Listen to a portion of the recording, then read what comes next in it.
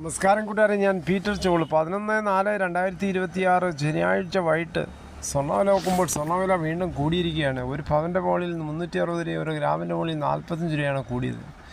22 carrot ഒരു gram നോക്കുമ്പോൾ 14,010, ഒരു പവൻ 1,12,080. അതുപോലെ 24 ക്യാരറ്റ് രൂപ 15,284, ഒരു പവൻ 1,22,272. അതുപോലെ 18 ക്യാരറ്റ് ഒരു ഗ്രാം 11,463, ഒരു പവൻ 91,704. ഇതാണ് വൈകിട്ടത്തെ സ്വർണ്ണവില. സ്വർണ്ണം വാങ്ങിക്കാൻ പോകുമ്പോൾ സ്വർണ്ണത്തിൻ്റെ പരിസ്ഥിതി ഉറപ്പാക്കി വാങ്ങിക്കാൻ ശ്രമിക്കുക. അതേസമയം റബ്ബർ വില അങ്ങനെ സ്റ്റഡിയായിട്ട് മാറ്റമില്ലാതെ തുടരുകയാണ്.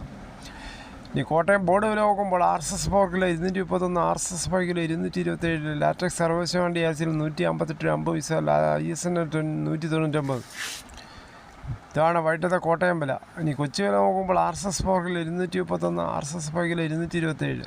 ഇതാണ് വൈകിട്ടത്തെ കൊച്ചി വില. ഇനി ഒട്ടുപാൽ നോക്കുമ്പോൾ 80% DRC ഒട്ടുപാൽ കിലോ 147, 60% DRC ഒട്ടുപാൽ കിലോ 110 രൂപ 25 പൈസ. അകർത്തല വില നോക്കുമ്പോൾ RSS 4 കിലോ 219, RSS 5 കിലോ 216.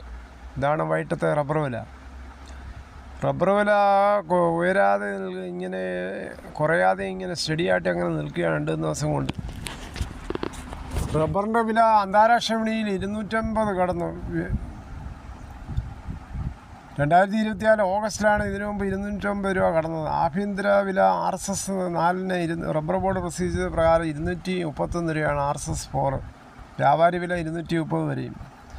ബാങ്കോക്കിലെ വില 264 രൂപ കുതിച്ച ശേഷം 257 രൂപയായി. വാഹന വിപണിയിലുണ്ടായ മുന്നേറ്റം മുതലാക്കാൻ ടയർ കമ്പനികൾ കാര്യമായി ചരക്ക് ശേഖരിച്ചതാണ് വിലക്കയറ്റത്തിന് ഒരു പ്രധാന കാരണം. റബ്ബറധിഷ്ഠിത യൂറോപ്യൻ ചൈനീസ് കമ്പനികളും വലിയ തോതിൽ ചരക്ക് വാങ്ങിക്കൂട്ടി.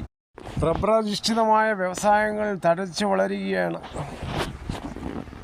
ഉൽപ്പാദക രാജ്യങ്ങളിൽ നിന്ന് റബ്ബർ ശേഖരിക്കുന്ന ഏജൻസികൾ നല്ല വില നൽകാൻ തയ്യാറായതോടുകൂടി കർഷകർക്ക് വളരെ ഉത്സാഹമേകി. എന്നാൽ ഈ മുന്നേറ്റമൊന്നും ഇന്ത്യൻ വിപണിയിൽ കാര്യമായി പ്രതിഫലിച്ചിട്ടില്ല. അന്താരാഷ്ട്ര വിപണിക്ക് ആനുപാതികമായ മുന്നേറ്റം ഇവിടെ ഉണ്ടായതില്ല.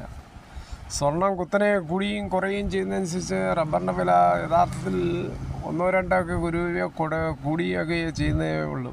അത് കുത്തനെ കൂടുന്നുമില്ല. എന്തായാലും വളരെ പ്രതീക്ഷയോടെ റബ്ബർ കർഷകർ വേഴാമ്പലിനെ പോലെ കാത്തിരിക്കുകയാണ്. ഇന്നലെ ചെറിയ ചാറ്റൽ മഴയൊക്കെ അങ്ങും പെയ്തെങ്കിലും ശരിയായ രീതിയിൽ ടാപ്പിംഗ് തുടങ്ങാൻ ഇനിയും സമയമെടുക്കും. കാരണം മഴ പെയ്ത് തണുത്തതിന് ശേഷം, ഭൂമി തണുത്തതിന് ശേഷം മാത്രമേ ശരിയായ ടാപ്പിംഗ് നടത്തിയെങ്കിൽ ശരിയായ റബ്ബർ പാല് കിട്ടത്തുള്ളൂ. റബ്ബർ കർഷകർക്ക് വ്യാപാരി വില 1 കിലോയ്ക്ക് 250-300 രൂപ എങ്കിലും കിട്ടിയെങ്കിൽ മാത്രമേ ശരിയായ രീതിയിൽ അവർക്ക് ലാഭം എടുക്കാൻ കഴിയുകയുള്ളൂ. അങ്ങനെ ഒരു സ്ഥിതി സംജാതമാകട്ടെ എന്ന് നമുക്ക് ആശംസിക്കാം, അല്ലെങ്കിൽ പ്രാർത്ഥിക്കാം. ഇതോടുകൂടി ഈ വീഡിയോ പൂർണ്ണമാകുന്ന. ഇത്രയും സമയം ക്ഷമയോടെ കേട്ടെന്ന് വളരെ നന്ദി. നിങ്ങൾക്ക് ഇഷ്ടമായെങ്കിലും ഒരു ലൈക്കും ഒക്കെ നിങ്ങളുടെ വിലയേറിയ അഭിപ്രായങ്ങൾ. സബ്സ്ക്രൈബ് മറക്കല്ലേ.